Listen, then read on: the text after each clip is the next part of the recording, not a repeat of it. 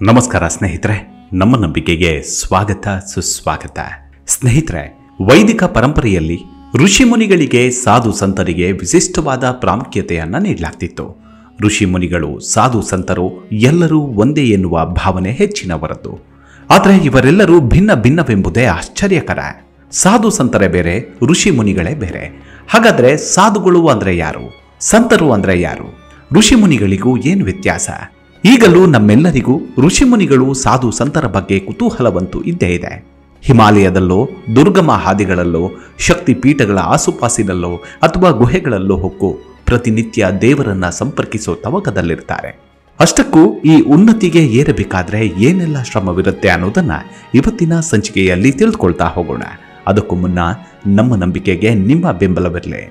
ಸ್ನೇಹಿತರೆ, ಸಿನಿಮಾಗಳಲ್ಲಿಯೋ ಅಥವಾ ಕಣ್ಣಾರೆಯೋ ಹಲವು ವೇಳೆ ಸಾಧು ಸಂತರನ್ನ ನಾವು ಕಾಣ್ತೀವಿ. ಆದರೆ ಇಂದಿಗೂ ಅವರಲ್ಲಿ ಋಷಿಮುನಿಗಳು, ಸಾಧುಗಳು, ಸಂತರು ಇವರುಗಳ ಮಧ್ಯದ ವ್ಯತ್ಯಾಸ ಮಾತ್ರ ತಿಳಿಯೋದಿಲ್ಲ. ನಮ್ಮ ವೇದಗಳನ್ನು ಗಮನಿಸಿದಾಗ ಅಥವಾ ಪೌರಾಣಿಕ ಸಿನಿಮಾಗಳನ್ನ ವೀಕ್ಷಿಸಿದಾಗಲೇ ಇವರ ಶಕ್ತಿ ಹಾಗೂ ಮಹತ್ವ ತಿಳಿತಾ ಹೋಗುತ್ತೆ.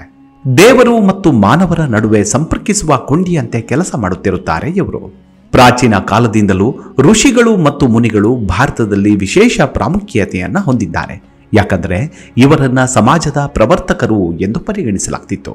ಅವರು ತಮ್ಮ ಜ್ಞಾನ ಮತ್ತು ದೃಢತೆಯ ಬಲದ ಮೇಲೆ ಸಾಮಾಜಿಕ ಕಲ್ಯಾಣ ಕಾರ್ಯಗಳನ್ನು ಮಾಡ್ತಿದ್ರು ಮತ್ತು ಜನರನ್ನ ಸಮಸ್ಯೆಗಳಿಂದ ಮುಕ್ತಗೊಳಿಸ್ತಿದ್ರು. ಇಂದಿಗೂ ಅನೇಕ ಸಂತರು ಮತ್ತು ಸಾಧುಗಳನ್ನ ತೀರ್ಥಯಾತ್ರೆಗಳಲ್ಲಿ, ಕಾಡುಗಳಲ್ಲಿ ಮತ್ತು ಪರ್ವತಗಳಲ್ಲಿ ಕಾಣಬಹುದು. ಆದರೆ ಸಾಧುಗಳು, ಸಂತರು, ಋಷಿಮುನಿಗಳು, ಮಹರ್ಷಿಗಳು ಇತ್ಯಾದಿಗಳೆಲ್ಲರೂ ವಿಭಿನ್ನರೇ. ಹೆಚ್ಚಿನ ಜನರಲ್ಲಿ ಇವರೆಲ್ಲರೂ ಒಂದೇ ಎನ್ನುವ ಭಾವನೆ ಇದೆ. ಆದರೆ ಇವರೆಲ್ಲರ ನಡುವೆ ಸಾಕಷ್ಟು ವ್ಯತ್ಯಾಸಗಳಿವೆ. ಮೊದಲಿಗೆ ಋಷಿ ಎಂಬುದು ವೈದಿಕ ಭಾಷೆಯ ಸಂಸ್ಕೃತ ಪದ. ವೈದಿಕ ಸ್ತೋತ್ರಗಳ ಸೃಷ್ಟಿಕರ್ತರಿಗೆ ಮಾತ್ರ ಋಷಿಯ ಸ್ಥಾನಮಾನವಿದೆ. ಋಷಿಗಳು ನೂರಾರು ವರ್ಷಗಳ ಧ್ಯಾನ ಅಥವಾ ತಪಸ್ಸಿನಿಂದಾಗಿ ಉನ್ನತ ಮಟ್ಟದ ಜ್ಞಾನ ಮತ್ತು ತಿಳುವಳಿಕೆಯನ್ನು ಹೊಂದಿರುತ್ತಾರೆ ಎಂದು ಪರಿಗಣಿಸಲಾಗುತ್ತೆ. ಎಲ್ಲ ಋಷಿಮುನಿಗಳು ವೈದಿಕ ಕಾಲಿನ ಗೃಹಸ್ಥ ಆಶ್ರಮದಿಂದ ಬರುತ್ತಿದ್ರು. ಕೋಪ, ದುರಾಸೆ, ಮೋಹ, ಅಹಂ ಮತ್ತು ಅಸೂಯೆ ಇತ್ಯಾದಿಗಳನ್ನು ತ್ಯಜಿಸಿ ಸಂಯಮದ ಜೀವನ ಶೈಲಿಯನ್ನು ನಡೆಸ್ತಿದ್ರು. ಋಷಿಮುನಿಗಳು ತಮ್ಮ ತಪಸ್ಸಿನ ಮೂಲಕ ದೈವಿ ಶಕ್ತಿಗೆ ಹತ್ತಿರವಾಗ್ತಿದ್ರು ಮತ್ತು ಅವರ ಜ್ಞಾನವನ್ನ ತಮ್ಮ ಶಿಷ್ಯರಿಗೂ ದಾರೆ ಎರೆಯುತ್ತಿದ್ರು. ಅವರಿಗೆ ಭೌತಿಕ ವಸ್ತುವನ್ನ ಮತ್ತು ಅದರ ಹಿಂದೆ ಅಡಗಿರುವ ಶಕ್ತಿಯನ್ನ ನೋಡಲು ಸಾಧ್ಯವಾಗ್ತಿತ್ತು. ನಮ್ಮ ಪುರಾಣಗಳಲ್ಲಿ ಕೇತು, ಪುಲಹ, ಪುಲಸ್ತ್ಯ, ಅತ್ರಿ, ಅಂಗೀರ, ವಸಿಷ್ಠ ಮತ್ತು ಭೃಗು ಎಂಬ ಮಹಾನ್ ಸಪ್ತ ಋಷಿಗಳ ಬಗ್ಗೆ ಉಲ್ಲೇಖವಿದೆ. ಇನ್ನು ಮಹರ್ಷಿ ಅಂದರೆ ಜ್ಞಾನ ಮತ್ತು ತಪಸ್ವಿಗಳ ಅತ್ಯುನ್ನತ ಮಿತಿಯನ್ನ ತಲುಪುವ ವ್ಯಕ್ತಿಯನ್ನ ಮಹರ್ಷಿ ಎಂದು ಕರೆಯಲಾಗುತ್ತೆ. ಇವರನ್ನ ಬ್ರಹ್ಮರ್ಷಿಗಳೆಂದು ಪರಿಗಣಿಸಲಾಗ್ತಿತ್ತು. ಪ್ರತಿಯೊಬ್ಬ ವ್ಯಕ್ತಿಗಳಲ್ಲೂ 3 ರೀತಿಯ ದೃಷ್ಟಿಗಳಿರುತ್ತೆ: ಜ್ಞಾನ ದೃಷ್ಟಿ, ದಿವ್ಯ ದೃಷ್ಟಿ ಮತ್ತು ಪರಮ ದೃಷ್ಟಿ. ಯಾವ ವ್ಯಕ್ತಿ ಜ್ಞಾನದ ಬಗ್ಗೆ ಅಪಾರ ಜ್ಞಾನವನ್ನು ಹೊಂದಿರುತ್ತಾನೆಯೋ ಆ ವ್ಯಕ್ತಿಯನ್ನ ಋಷಿ ಎಂದು ಕರೆಯಲಾಗುತ್ತೆ. ಯಾವ ವ್ಯಕ್ತಿಯಲ್ಲಿ ದೈವಿಕ ದೃಷ್ಟಿ ಜಾಗೃತಗೊಂಡಿರುತ್ತದೆಯೋ ಆ ವ್ಯಕ್ತಿಯನ್ನ ಮಹರ್ಷಿ ಎಂದು ಕರೆಯಲಾಗುತ್ತೆ. ಮತ್ತು ಯಾವ ವ್ಯಕ್ತಿಯ ಅಂತಿಮ ದೃಷ್ಟಿ ಅಥವಾ ಪರಮ ದೃಷ್ಟಿ ಎಚ್ಚೆತ್ತುಕೊಳ್ಳುತ್ತದೆಯೋ ಆತನನ್ನ ಬ್ರಹ್ಮರ್ಷಿ ಎಂದು ಕರೆಯಲಾಗುತ್ತೆ. ಮಹರ್ಷಿಗಳಂದ್ರೆ ದಯಾನಂದ ಸರಸ್ವತಿ, ರಮಣ ಮಹರ್ಷಿಗಳೇ ಪ್ರಮುಖರು. ಇವರು ಮೂಲ ಮಂತ್ರಗಳನ್ನು ಅರ್ಥ ಮಾಡಿಕೊಂಡರು ಮತ್ತು ಅದನ್ನ ಜಗತ್ತಿಗೆ ವ್ಯಾಖ್ಯಾನಿಸಿದ್ರು. ಇವರ ನಂತರ ಇಲ್ಲಿಯವರೆಗೆ ಯಾವುದೇ ವ್ಯಕ್ತಿ ಮಹರ್ಷಿಗಳಾಗಿಲ್ಲ. ಇನ್ನು ಮುನಿ ಎಂಬ ಪದದ ಅರ್ಥ ಮೌನ, ಅಂದರೆ ಮುನಿಗಳು ಬಹಳ ಕಡಿಮೆ ಮಾತನಾಡ್ತಾರೆ. ಋಷಿಮುನಿಗಳು ಮೌನ ಪ್ರಮಾಣವಚನವನ್ನ ಸ್ವೀಕರಿಸಿ ವೇದ ಮತ್ತು ಗ್ರಂಥಗಳ ಜ್ಞಾನವನ್ನು ಪಡೆದುಕೊಳ್ತಾರೆ. ಆಧ್ಯಾತ್ಮಿಕ ಅಭ್ಯಾಸವನ್ನ ಸಾಧಿಸಿದ ಮತ್ತು ಮೌನವಾಗಿದ್ದ ಋಷಿಮುನಿಗಳು ಸನ್ಯಾಸಿಗಳ ಸ್ಥಾನಮಾನವನ್ನ ಪಡಿತಾರೆ.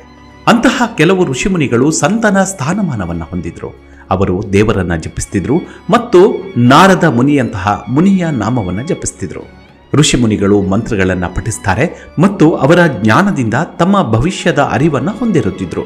ಋಷಿಮುನಿಗಳು ಧರ್ಮ ಗ್ರಂಥಗಳನ್ನು ರಚಿಸ್ತಾರೆ ಮತ್ತು ಸಮಾಜದ ಕಲ್ಯಾಣಕ್ಕೆ ದಾರಿ ತೋರಿಸ್ತಾರೆ. ಮೌನ ಅಭ್ಯಾಸದ ಜೊತೆಗೆ ದಿನಕ್ಕೆ ಕೇವಲ 1 ಬಾರಿ ಊಟ ಮಾಡ್ತಿದ್ರು ಮತ್ತು 28 ಗುಣಗಳನ್ನು ಹೊಂದಿದ್ರು. ಇವರನ್ನೇ ನಾವು ಋಷಿಗಳು ಎಂದು ಕರಿತೀವಿ. ಇನ್ನು ಸಾಧುಗಳು ಅಂದ್ರೆ ಧ್ಯಾನವನ್ನ ಅಭ್ಯಾಸ ಮಾಡುವ ವ್ಯಕ್ತಿಯನ್ನ ಸನ್ಯಾಸಿ ಎಂದು ಕರೆಯಲಾಗುತ್ತೆ. ಸನ್ಯಾಸಿಯಾಗಲು ಒಬ್ಬರು ವಿದ್ವಾಂಸರಾಗಬೇಕಿಲ್ಲ, ಯಾಕಂದ್ರೆ ಯಾರಾದರೂ ಕೂಡ ಅಭ್ಯಾಸ ಮಾಡಬಹುದು. ಪ್ರಾಚೀನ ಕಾಲದಲ್ಲಿ ಅನೇಕ ಜನರು ಸಮಾಜದಿಂದ ದೂರ ಸರಿದ್ರು ಅಥವಾ ಸಮಾಜದಲ್ಲಿ ವಾಸಿಸುತ್ತಿರುವಾಗಲೇ ಯಾವುದೋ ಒಂದು ವಿಷಯವನ್ನಿಟ್ಟುಕೊಂಡು ಅದರ ಬಗ್ಗೆ ಆಳವಾಗಿ ಅಭ್ಯಾಸವನ್ನ ಮಾಡ್ತಿದ್ರು ಮತ್ತು ಅದರಿಂದ ನಿರ್ದಿಷ್ಟ ಜ್ಞಾನವನ್ನ ಪಡೆದಿದ್ರು. ಕೆಲವೊಮ್ಮೆ ಋಷಿ ಎಂಬ ಪದವನ್ನ ಒಳ್ಳೆಯ ಮತ್ತು ಕೆಟ್ಟ ವ್ಯಕ್ತಿಯ ನಡುವೆ ಪ್ರತ್ಯೇಕಿಸಲು ಬಳಸಲಾಗುತ್ತೆ. ಇದಕ್ಕೆ ಕಾರಣವೆಂದರೆ ಆಧ್ಯಾತ್ಮಿಕ ಅಭ್ಯಾಸದ ಮೂಲಕ ಒಬ್ಬರು ನೇರ, ಸರಳ ಮತ್ತು ಸಕಾರಾತ್ಮಕ ಚಿಂತನೆಯ ವ್ಯಕ್ತಿಯಾಗ್ತಾರೆ. ಜನರಿಗೆ ಸಹಾಯ ಮಾಡಲು ಅವರು ಯಾವಾಗಲೂ ಮುಂದಾಗ್ತಾರೆ. ಸಾಧು ಎಂದರೆ ಸಂಸ್ಕೃತದಲ್ಲಿ ಒಬ್ಬ ಸಂಭಾವಿತ ವ್ಯಕ್ತಿ ಮತ್ತು ಅದಕ್ಕೂ ಒಳ್ಳೆಯ ಅರ್ಥವೆಂದರೆ 6 ದುರ್ಗುಣಗಳನ್ನು ತ್ಯಜಿಸಿದವರೇ ಸಾಧು. ಅಂದರೆ ಕಾಮ, ಕೋಪ, ದುರಾಸೆ, ಮೋಹ, ಮದ ಮತ್ತು ಮಾತ್ಸರ್ಯ ಇವೆಲ್ಲವನ್ನು ತ್ಯಜಿಸಿದವರಿಗೆ ಸನ್ಯಾಸಿ ಎಂಬ ಬಿರುದನ್ನು ನೀಡಲಾಗುತ್ತೆ. ಸಂತ ಎಂಬ ಪದವು ಶಾಂತ ಎನ್ನುವ ಸಂಸ್ಕೃತ ಪದ. ಸತ್ಯವನ್ನ ಅಭ್ಯಾಸ ಮಾಡುವ ಮತ್ತು ಪ್ರಬುದ್ಧನಾದ ವ್ಯಕ್ತಿಯನ್ನ ಸಂತ ಎಂದು ಕರೆಯಲಾಗುತ್ತೆ. ಉದಾಹರಣೆಗೆ ಸಂತ ಕಬೀರದಾಸರು, ಸಂತ ತುಳಸಿದಾಸರು ಮತ್ತು ಸಂತ ರವಿದಾಸರು ದೇವರ ನಿಜವಾದ ಭಕ್ತರನ್ನ ಅಥವಾ ದೈವಿಕ ಪುರುಷರನ್ನ ಸಂತರು ಅಂತ ಕರೀತಾರೆ. ಋಷಿಮುನಿಗಳು ಸಂತರಾಗಲು ಸಾಧ್ಯವಿಲ್ಲ, ಯಾಕಂದ್ರೆ ಅವರು ಮನೆ ಬಿಟ್ಟು ಮೋಕ್ಷವನ್ನು ಪಡೆಯಲು ಹೋಗ್ತಾರೆ. ಅಂದ್ರೆ ಅವರು ತೀವ್ರವಾದ ಜೀವನ ಶೈಲಿಯನ್ನು ಹೊಂದಿರ್ತಾರೆ. ಜಗತ್ತು ಮತ್ತು ಆಧ್ಯಾತ್ಮಿಕತೆಯ ನಡುವೆ ಸಮತೋಲನವನ್ನು ಸೃಷ್ಟಿಸುವ ವ್ಯಕ್ತಿಯನ್ನ ಸಂತ ಎಂದು ಕರೆಯಲಾಗುತ್ತೆ. ಸಂತನೊಳಗಿನ ಪ್ರವೃತ್ತಿ ಶಾಂತ ಸ್ವಭಾವದಲ್ಲಿ ಮಾತ್ರ ವಾಸಿಸುತ್ತದೆ. ಸಂತನಾಗಿರುವುದು ಸದ್ಗುಣ ಮತ್ತು ಸಾಮರ್ಥ್ಯ. ಇನ್ನು ಋಷಿಮುನಿಗಳಾಗಲು ಏನು ಮಾಡಬೇಕು? ಅಷ್ಟು ಸುಲಭನ?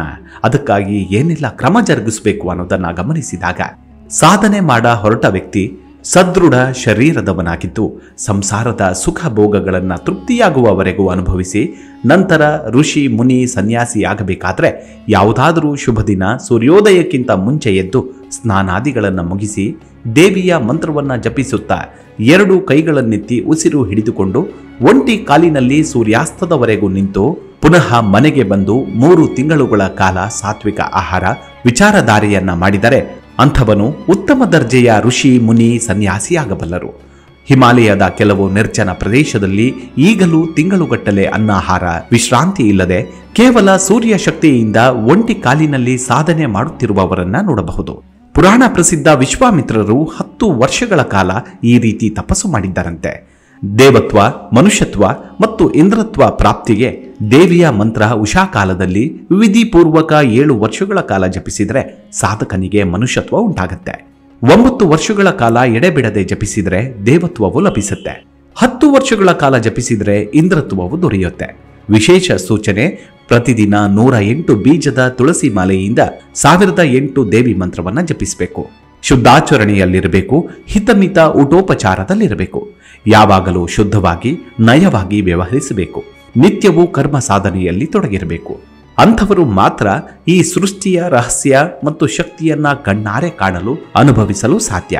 ಅದಲ್ಲದೆ ಕೇವಲ ಧ್ಯಾನದಿಂದ ವ್ಯಕ್ತಿತ್ವ ವಿಕಾಸವಾಗುವುದು, ಯೋಗದಿಂದ ಶಾರೀರಿಕ ಹಾಗೂ ಮಾನಸಿಕ ಆರೋಗ್ಯ ವೃದ್ಧಿಸುವುದು ಬಿಟ್ಟರೆ ಮತ್ತಾವುದೇ ಇಂತಹ ವಿಚಾರಗಳು ಅಸಾಧ್ಯ.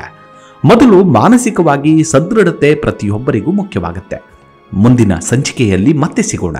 ಅಲ್ಲಿವರೆಗೂ ನಿಮ್ಮ ಆರೋಗ್ಯದ ಕಡೆ ಗಮನವಿರಲಿ. Take care. ನಮಸ್ಕಾರ.